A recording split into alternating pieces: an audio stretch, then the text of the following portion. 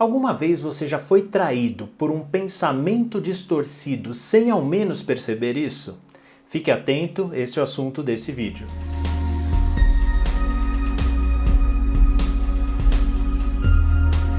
Olá a todos, meu nome é Fernando Fernandes, eu sou médico, psiquiatra e palestrante em São Paulo. Nesse vídeo eu quero compartilhar com vocês uma live que eu fiz com a psicóloga Adriana Carneiro sobre pensamentos distorcidos.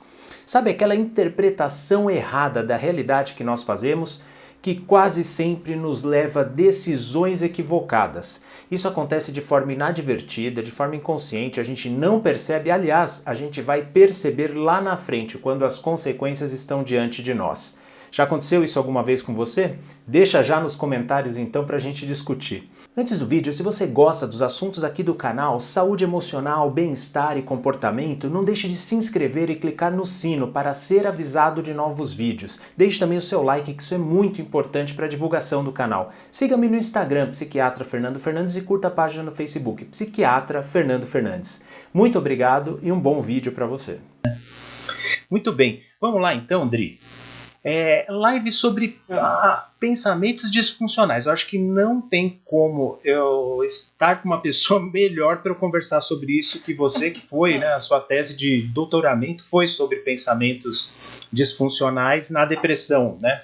Aqui a gente vai falar de pensamentos disfuncionais em geral. E eu queria que você começasse definindo para a gente o que são pensamentos disfuncionais. Fala para a gente. Pois antes de começar definindo, eu acho que está na hora de vender o peixe, né? Porque que é importante falar de pensamentos. E aí tem uma frase muito famosa que é: penso, logo existo. Então não tem como a gente falar de pensamentos sem a gente parar para pensar que todo ser humano pensa, e essa é a nossa característica, né? Não tem uma pessoa que não pare e pense e precise disso para existir.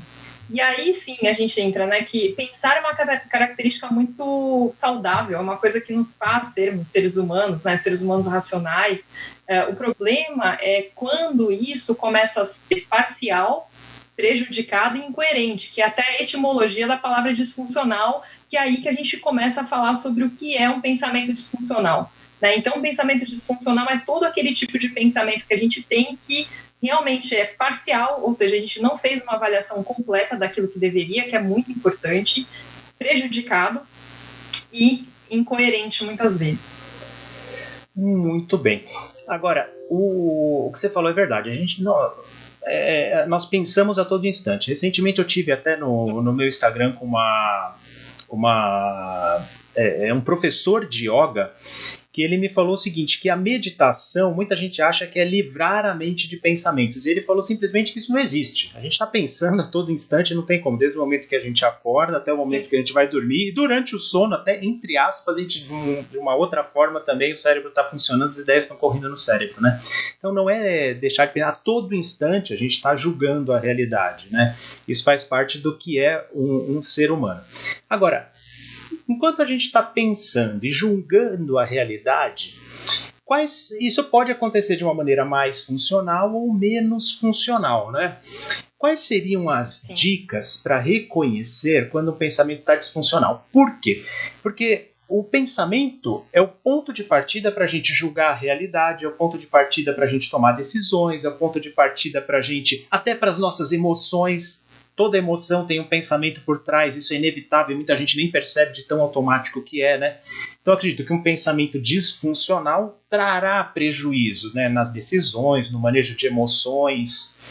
E como reconhecer, então? Quais seriam as dicas para reconhecer, né? Porque assim, eu acho que é óbvio pra gente que um pensamento disfuncional vai trazer prejuízo. Eu citei alguns casos. A gente não vai manejar a emoção direito, a gente não vai tomar decisão direito, a gente não vai se relacionar direito se a gente não ler direito a realidade, né, que a gente está vendo da relação. Então, qual seria a primeira dica para a gente reconhecer um pensamento disfuncional? Já dou uma dica atrelada à outra, né? A gente observar, por exemplo, a frequência e a intensidade desses pensamentos. Então, além da gente observar o que é a definição de um pensamento disfuncional, a gente vai ter que olhar exatamente isso, né? Qual que é a frequência e intensidade? Porque a gente não fica, geralmente, 24 horas pensando na mesma coisa. Geralmente, nós paramos para pensar mais tempo do que deveríamos em alguma coisa se tem algum gatilho emocional relacionado. Por exemplo, pode ser uma coisa simples, por exemplo, eu não posso esquecer minha live com o Fernandes às 8 horas hoje, então se eu não anotar no papel, eu vou ficar lembrando, ficar o dia inteiro pensando nisso, ou não posso esquecer do aniversário de alguma colega minha e fico ali, ou alguma coisa, por exemplo, não posso deixar de ver se eu agradei ou não fulano. Então, ou seja, eu sempre fico pensando o tempo inteiro em alguma coisa se algo me traz uma comoção emocional. E aí, a intensidade é isso, né? Me leva o tempo inteiro isso. Eu fico o dia inteiro pensando naquilo, o tempo inteiro. Eu não consigo tirar isso da minha cabeça. Não tem nenhum resultado. Fico ruminando sobre coisas que não consigo chegar no resultado que deveria. Então, essa questão de frequência e intensidade é principal para a gente poder olhar um respaldo do que a gente tem ali, né? Até olhar se de fato o que eu estou pensando é funcional ou não. Você juntou as duas coisas, mas isso me fez sentido, porque normalmente um pensamento que está muito frequente ele também está muito intenso, né? É difícil as duas coisas estarem separadas. E tem um exemplo, esse exemplo do passaporte é bem interessante. Quando a gente vai viajar, muitas vezes a gente fica conferindo várias vezes se o passaporte está no bolso. Porque se a gente chegar no aeroporto, lá em Guarulhos, por exemplo, e perceber que o passaporte não está no bolso, todo um planejamento longo, né, e complicado pode ir por água abaixo. Nesse caso, seria um pensamento frequente, né? Mas talvez não tão intenso. Colocou a mão no bolso, sentiu, tudo bem. Daqui a pouco dá uma conferida de novo para ver se não caiu, né? Há outros pensamentos que podem ser bastante intensos, mas não são tão frequentes, né? Por exemplo, um pensamento... sei lá, você ouve, por exemplo, um barulho no quarto do bebê, vem um pensamento intenso de preocupação, o que pode ter acontecido. Você vai lá, olha, tá tudo bem e deixa de ser frequente. Você pensou, sentiu e sentiu só uma vez, né? Agora, quando junta as duas coisas, o pensamento está muito repetitivo e está muito intenso, alguma coisa está errada, né? Sim. Então eu acho legal juntar, que você juntou essas duas coisas. Então a primeira dica, na verdade, são duas. Pensa, se o pensamento está muito repetitivo, além da conta, além do necessário, e se ele está muito intenso. Agora, Adriana, o que significaria um pensamento muito intenso? É que mobiliza muita emoção? É por aí? Dá para medir assim? Sim, né, que mobiliza muita emoção ou que a gente consegue entender que está tomando mais do que deveria do nosso tempo, ou que gera, na verdade, alguma reação fisiológica que pode ser desproporcional, referente a, por exemplo, medo. Né? Então, por exemplo, quando vem algo na minha cabeça, por exemplo, do passaporte, me vem uma reação desproporcional, né? Parece que eu vou ter um ataque cardíaco enquanto eu não ver se eu tô com esse passaporte ou não, sendo que eu já tinha checado isso antes. Ô, Adriana, eu já vou pegar um gancho aqui que a Olga, ela falou, olha a pergunta dela, qual que é a diferença entre sentimento e pensamento? Me permite fazer uma introdução aqui. É muito difícil você conversar sobre uma coisa sem falar sobre a outra. Aqui a gente está tentando falar só sobre pensamentos, mas é impossível, porque cada pensamento gera uma emoção. Então, é o que a Adriana está acabando de falar, Olga. A diferença é essa. Pensamento, sentimento e emoção são coisas diferentes? São coisas diferentes, mas elas estão sempre atreladas, né? Então, o foco da nossa conversa hoje é sobre pensamento, mas não tem como falar sobre pensamento sem falar sobre emoção. Por isso que eu puxei esse assunto com a Adriana, né? Eu puxei por quê? Um modo de medir se o pensamento está muito intenso é ver se ele está causando muita repercussão emocional. É um dos jeitos, né? É isso, Adriano? Sim, sim. Pois é, e por isso a gente sempre faz uma análise, né, do acontecimento, dos pensamentos e da emoção. Só que às vezes as pessoas se baseiam somente na emoção, né? Então, isso aqui me deixa muito mal. Mas por que isso te deixa mal? Porque aí a gente vai para os pensamentos, que basicamente a gente entende que os pensamentos é o painel de controle, né? Que fala pra gente o porquê que aquilo está sendo doloroso ou não. Até porque, às vezes, o que é doloroso para mim não é para você. E aí, a outra particularidade também que nós temos na hora de identificar um pensamento disfuncional. Pois é. Né? A singularidade de cada e também a cultura que ela se encontra para a gente poder observar esse ponto. Teve uma colega aqui, a Leônia Cavalcante, que ela até falou, isso tem tudo a ver com algumas crenças limitantes aprendidas, né? O modo que um mesmo fato vai levar a interpretações diferentes por diferentes pessoas em função das vivências. A gente conversou bastante disso na live passada, né?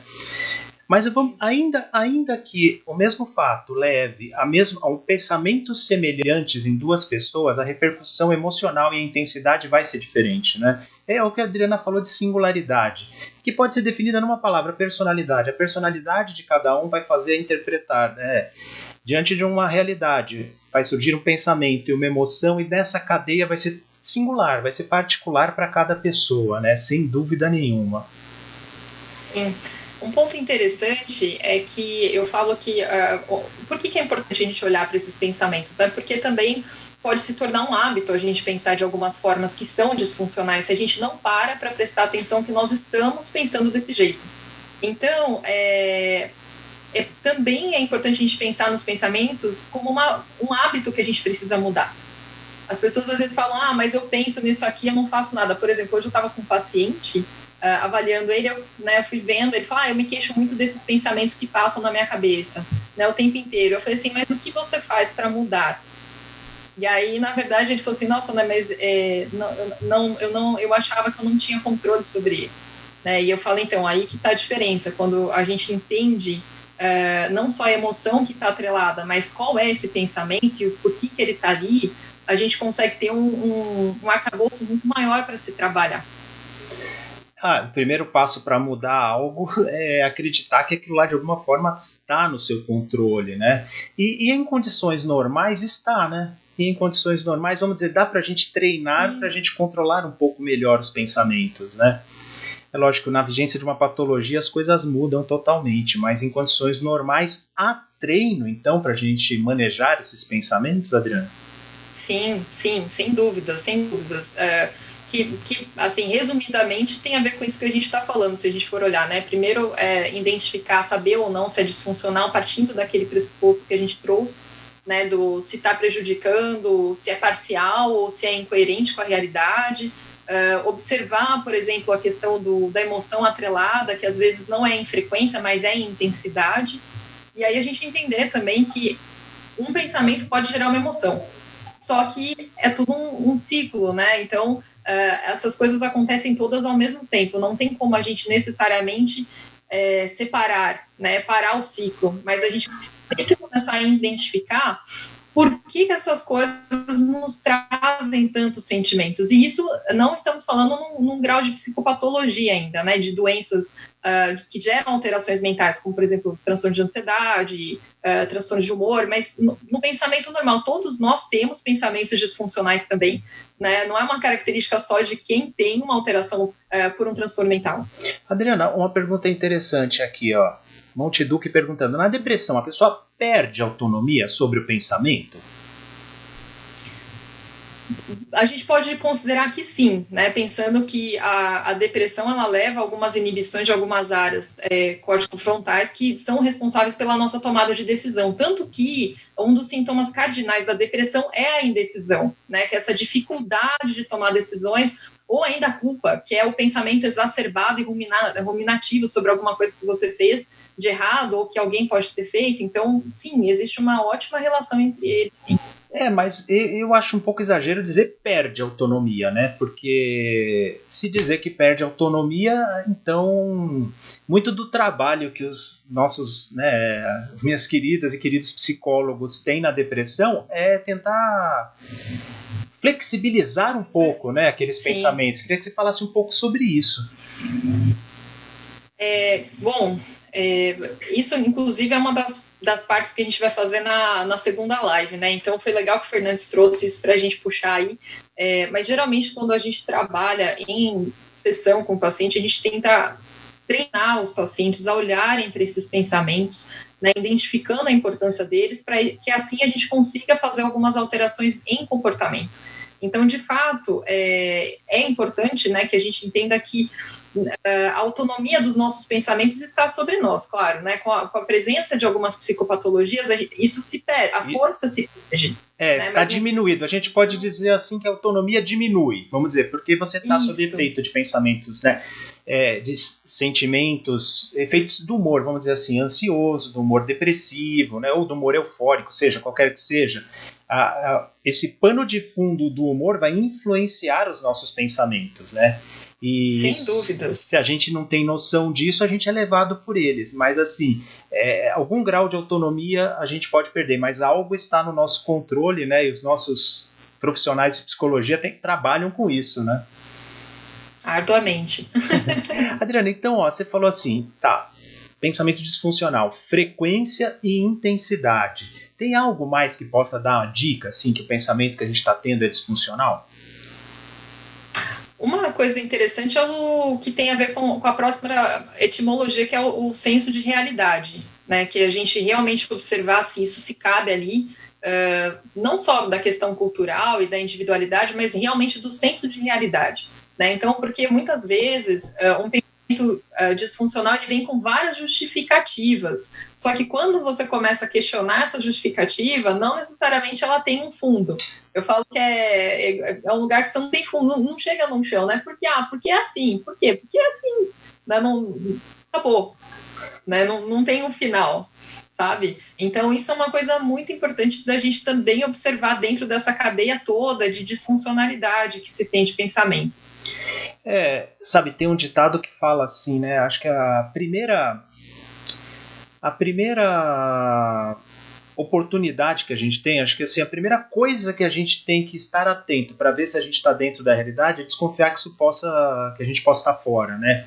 Tem um ditado que fala assim, a primeira coisa que a gente tem que fazer para evitar um papel de bobo é suspeitar que isso possa estar acontecendo. Aí, transportando esse ditado para cá, ótimo. A primeira coisa que a gente tem que fazer para a gente não sair da realidade no nosso julgamento é desconfiar que isso possa estar acontecendo e questionar, né, o nosso julgamento. Você falou uma coisa en passant que eu acho bem interessante. Você falou, independente da nossa cultura e da nossa formação, existe uma realidade, né? E é verdade, existe uma realidade, mas o nosso filtro cultural, o nosso filtro de formação, o nosso estado de humor, o nosso momento, uma série de coisas vai influenciar enormemente o modo com que a gente vai julgar aquela realidade. A realidade é uma só e existe, mas muita coisa vai influenciar o modo com que a gente julga, né, essa realidade. Sim. E colocar à prova o nosso julgamento é importante, então, para a gente sacar se a gente está tendo um pensamento disfuncional ou não. É isso que você disse para a gente?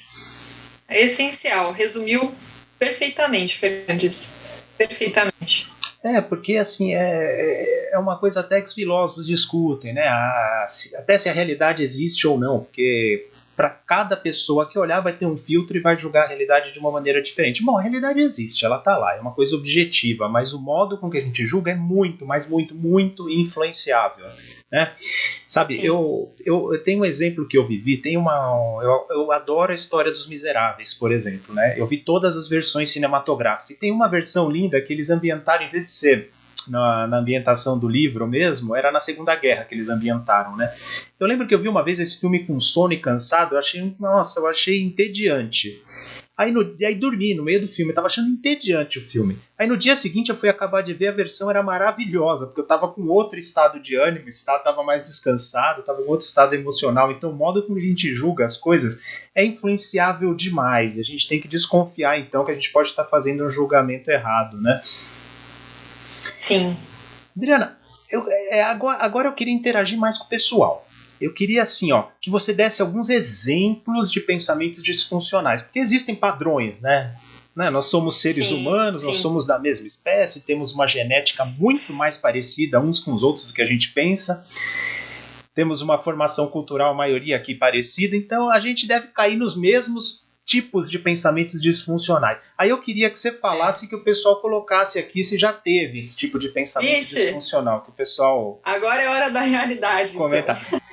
Tá, que tipo de pensamento disfuncional é bastante comum?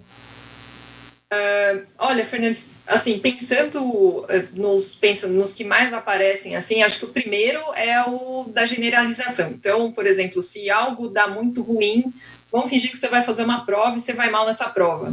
Você já começa a falar assim, eu nunca vou ter resultados bons nos estudos, por conta deste evento único. Então, isso é uma coisa que acontece muito, né? Principalmente nos pacientes que têm alterações de humor que a gente vê, né? Que a gente acompanha. Mas isso também pode acontecer com a gente, né? Por exemplo, a gente vai começar alguma atividade diferente e aí não dá certo e você acha que isso já não vai dar certo ao todo para você. Por exemplo, quebra-cabeça, sei lá, qualquer coisa que você possa imaginar. A gente começa a dar errado, sei lá, eu vou fazer jiu-jitsu com você, leva um tombo e acho que nunca mais vou levantar, entendeu? Então isso é um pensamento de generalização.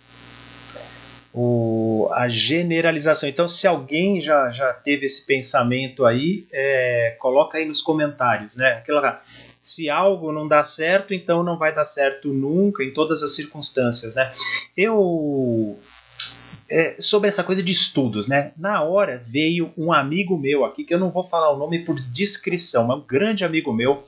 Eu fiz um colégio técnico que era muito, mas muito puxado em matemática e física, né? Era um colégio técnico excelente.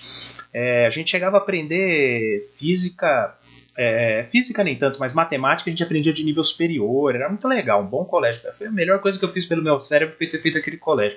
E eu tinha um amigo, quando eu entrei no primeiro ano, ele era repetente no primeiro, eu fui pro segundo, ele foi junto comigo pro segundo, eu fui pro terceiro ano, ele repetiu o segundo, aí eu me formei no terceiro ano, ele jubilou o segundo.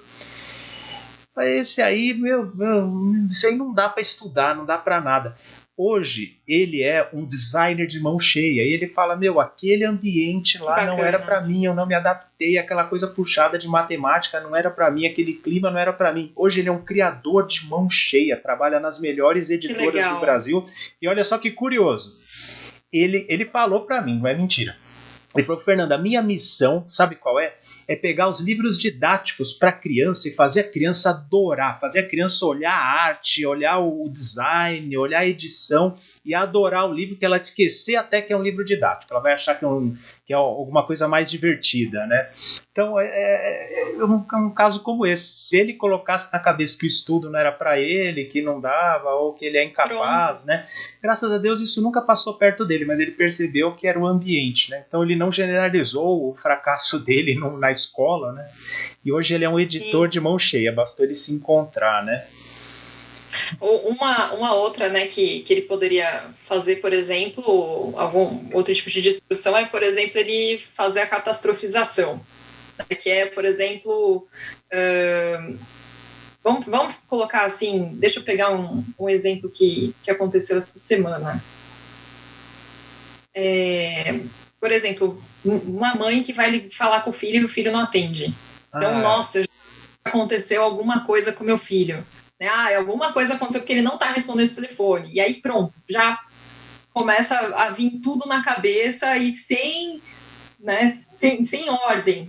Então, outra coisa também que pode acontecer. E esse exemplo é bem legal, que é um exemplo que tem a ver com o momento que a gente vive nas comunicações. Isso é bem interessante, porque quem tem mais que 40 aqui, como eu, sabe que antigamente, muitas vezes, pegava um sábado, por exemplo, dia que não tem aula, né?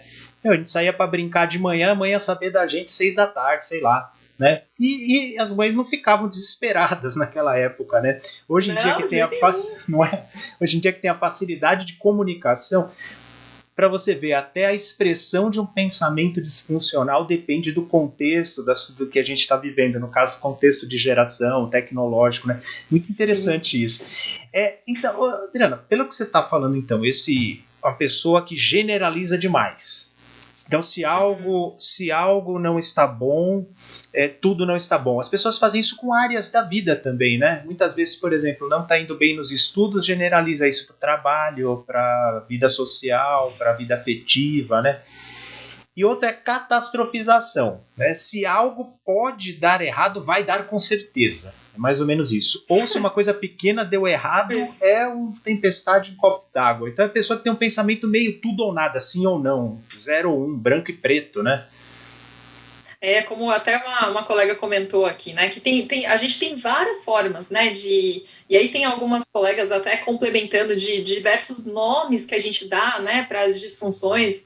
né, que a gente interpreta, né, de pensamentos e assim, tem de tudo, tem para tudo, tem para todo mundo. Por isso que eu falo aqui, por mais que você fale assim, eu não tenho nada, não, você tem alguma disfunção de pensamento, com certeza, né? Leitura da mente, por exemplo, que é um que a gente faz, que você acha que você sabe o que o outro está pensando de você. Quem nunca? Bastou ter o chefe. Teu chefe acordou de... Não é, você tem um chefe e você tem isso. Então, por exemplo, teu chefe acordou de mau humor, passou por você, mal cumprimentou. Pronto, isso já é suficiente para acabar com o dia de muita gente, né?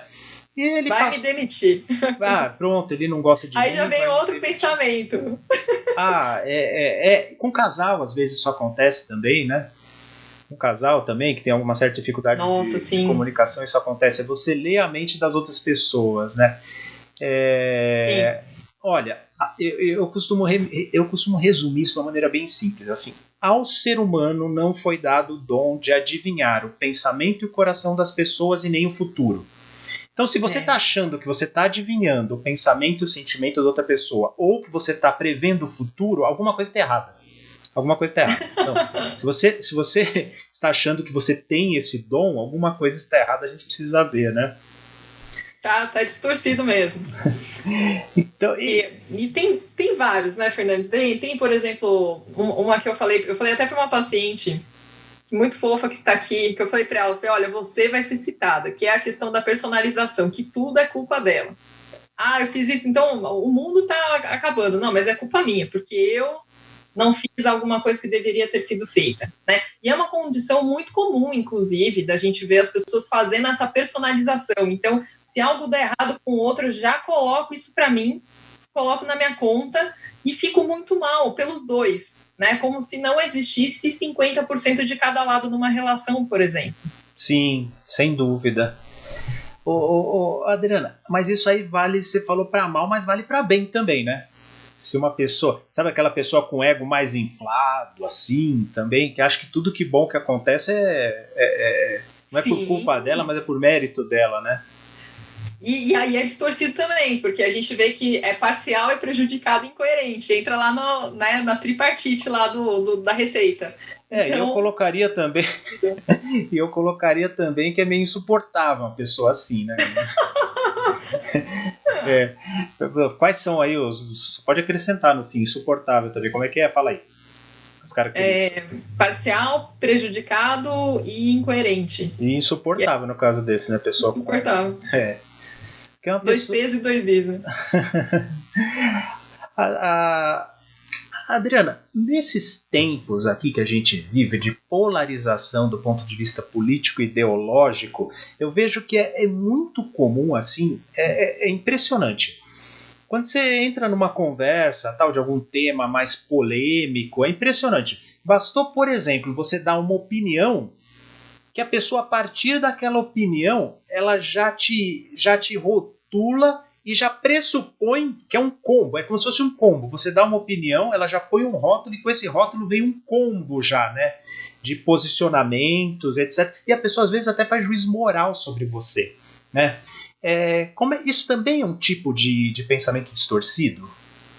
Sim, chamado rotulação, como você mesmo trouxe o nome, né? Que é também muito comum, que a gente vê principalmente hoje, né? É igual que você trouxe, né, Fernandes, que parece que a disfuncionalidade vai mudando de acordo com a cultura, e vai mesmo, né? E alguns padrões vão aparecendo mais do que outros. A rotulação é um deles que a gente vê assim que fica muito forte hoje em dia, né? Então as pessoas pegam muito isso para todas as áreas, né? Então as pessoas trazem aqui que é uma questão de falta de flexibilidade, é mesmo, porque um pensamento disfuncional ele não é flexível. Tem uma coisa que ele não vai ser, é flexível, né?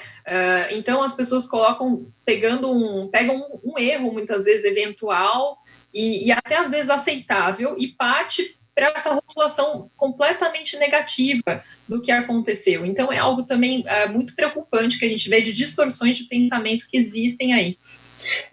Isso que você falou é interessante, né? Não é o nosso bate-papo de hoje, mas como eu falei anteriormente, né, a gente separar sentimentos, emoções, pensamentos e reações fisiológicas e decisões é uma separação didática, porque tudo acontece ao mesmo tempo. E quem faz esse tipo de rotulação seria muito interessante perceber e tentar se entender o porquê. Por exemplo, você falou uma coisa interessante. Por que uma pessoa comete um erro mínimo com você e a tua reação é tão exagerada? Será que isso não tem a ver com experiências negativas do passado que você mesmo teve? E você conhecendo e reconhecendo melhor isso, vai parar de ter essas sobre-reações? Isso é muito comum em relacionamento afetivo. Muitas vezes a pessoa passou por relacionamentos afetivos no passado, teve essas experiências que não foram bacanas. E assim, às vezes um mínimo erro, uma menção, uma palavra fora do lugar vai fazer a pessoa sobre-reagir, né? E aí vem a desvantagem, né, Fernandes, de se viver tendo pensamentos disfuncionais, que é exatamente isso, porque que é aquela questão que você me trouxe daquele viés, né, que a gente até tinha falado sobre isso da outra vez, que as pessoas começam a só enxergar de uma forma disfuncional as coisas, né, aquele viés de confirmação.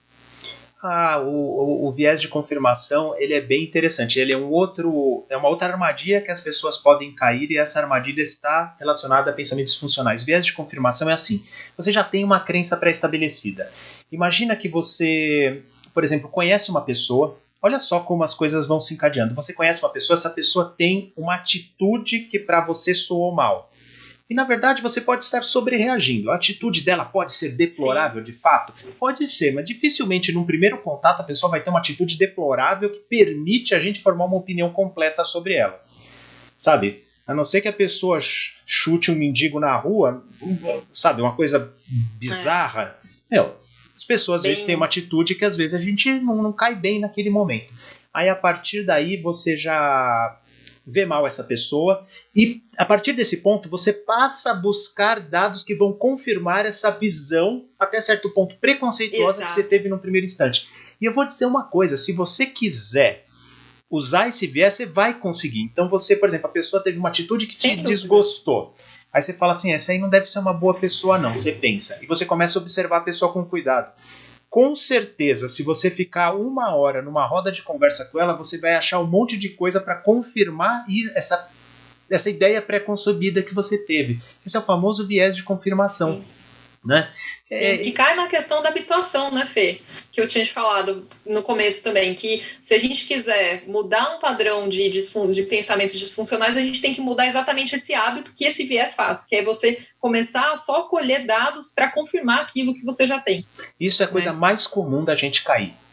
Porque é muito gostoso, sabe?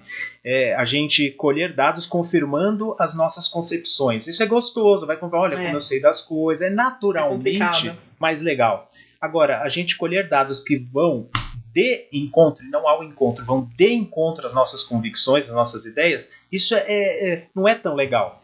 Mas deveria ser mais apreciado, porque é o que dá margem para a gente crescer, né? Confrontar as nossas crenças, as nossas ideias pré-concebidas, né? Então, muito cuidado com isso aí. O viés de confirmação é algo que leva a gente a muito engano, a muito pensamento errôneo, disfuncional, a julgar a realidade de uma maneira que a gente quer, e não da maneira que os dados estão chegando pra gente, né? Sim, sem dúvidas.